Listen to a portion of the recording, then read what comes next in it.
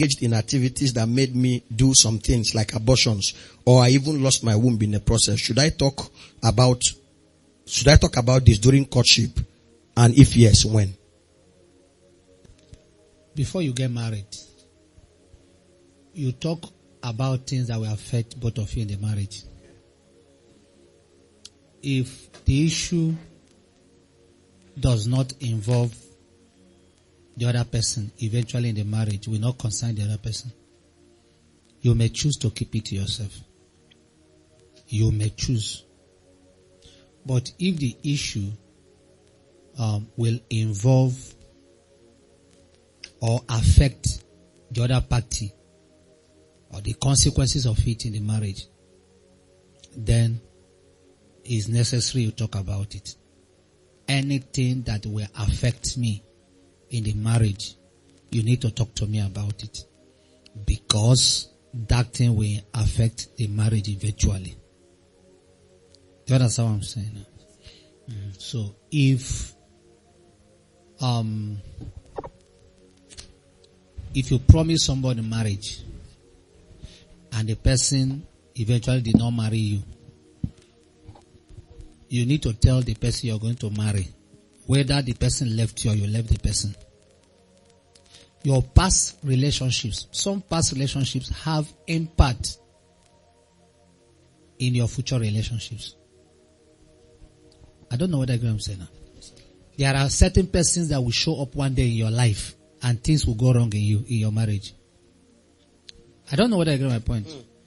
Just one day in shopping mall with your husband and somebody shows up. A new beginning has started for you. So if there are relationships like that, talk about it. Are you getting me? How many people you have slept with is not part of it. Do you understand what I'm saying now? Do you get what I'm saying? But if there are people you have certain dealings with, you need to talk about it. The reason why you don't talk about how many people, it's not an important question. As far as you are not born again, you slept with those before you gave your life to Christ, right? How many? Plenty people. Let's leave it and move on. It's not good for the relationship at all. So I'm telling you. But if you want to be kind and you start listing them, tomorrow you use yourself as an experiment, you'll find out what I'm saying. Just tell the person plenty people. I was a bad girl, really, really bad. I was a bad boy, really, really bad. Do you understand? But you see, since I met Christ, I've been good. And you're marrying the good one. And you're marrying the good version. Do you get what I'm saying now? But if you don't like what I said, so your life is in your hand. Your life is in your hand. Do the one you want to do. My job is to cancel you. You can do the one you want to do. But you don't start talking certain things at certain times. Okay. I have always said it is wrong for you to open up yourself on a bottle of Fanta or bottle of 7-Up. You're traveling to Lagos and you are meeting somebody in the bus just because I'd help you carry your bag and secure the seat. And you are seeing prospect of a relationship starting. You know, this generation, the moment they see you, they're seeing prospects. They don't count months and years before they think something can come out of it. The moment they see, the way you greeted them, they'll think, probably this is the one the Lord spoke about. And it has bred a lot of fake people because they are just concluding at once that this is heading towards this place. So what I'm telling you is there are stages. The time you're meeting somebody, the person is a stranger to you. There are certain things you don't discuss with a stranger. In fact, it's not every stranger you give your phone number. It is that serious. But some people go as far as going home with a stranger. I'm not talking about call girls. I mean good girls, so they go home with strangers. And some other people bring strangers home. When I was in the bank, I remember one customer came to my office around 6:15 or 6 to 7. And she said that she had left house on her way to a nursing school in Onitsha and Sube, some around that area. But she just there to come and see me. I said, okay, how may I help you? He said nothing, that she's thinking she may not go to the school again. And I said, so you go back. He said, I've already told my parents I'm going to school. So my parents have released me to go to school. Now I don't feel like going to school.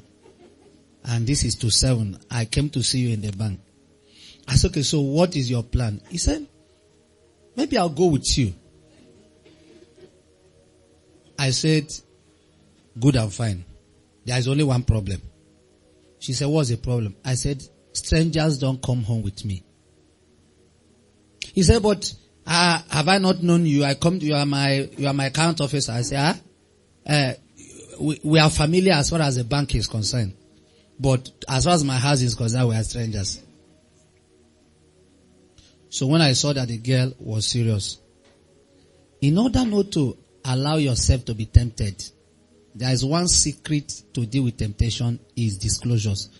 Open the curtain. Open the door. The reason why you have been falling is because you are hiding too many things. Your secrecy is high level. So I chatted my colleague, Uche. She's upstairs. I said, you see this girl before me, ba? She wants to go home with me. Uche said, Tofiakwa, blood of Jesus, pastor, I will not be here and you will fall. I'm coming to. The girl is alive. She's in Abuja. We chatted this morning. I said, calm down. I'm handling her. Now, the reason why I reported that case is because I'm sure Uche will follow me home to ensure that this girl did not follow me home. So I cannot report that this girl here wants to follow me home and then I will not tell them this is my sister. She came around to see me and we walk out. I have reported myself. Every other thing I do from then is watched and I will give account. So I said, calm down. I didn't tell her why I reported it. That's my first level security system. I said, hold on. She came down and passed the girl and I said, Amy, come now. He looked at the girl face like, who is this girl? Say fine. He said, banking hour has closed. This is why you're here. He said, I came to say, okay, he said, okay. She passed. The girl was angry. She'll go and chat me. Amy, allow me to deal with this. Allow me to deal with it. I said, calm down. So I started preaching to the girl. I preached. She accepted. She gave her life to Christ. But I don't know whether it's true. Dios.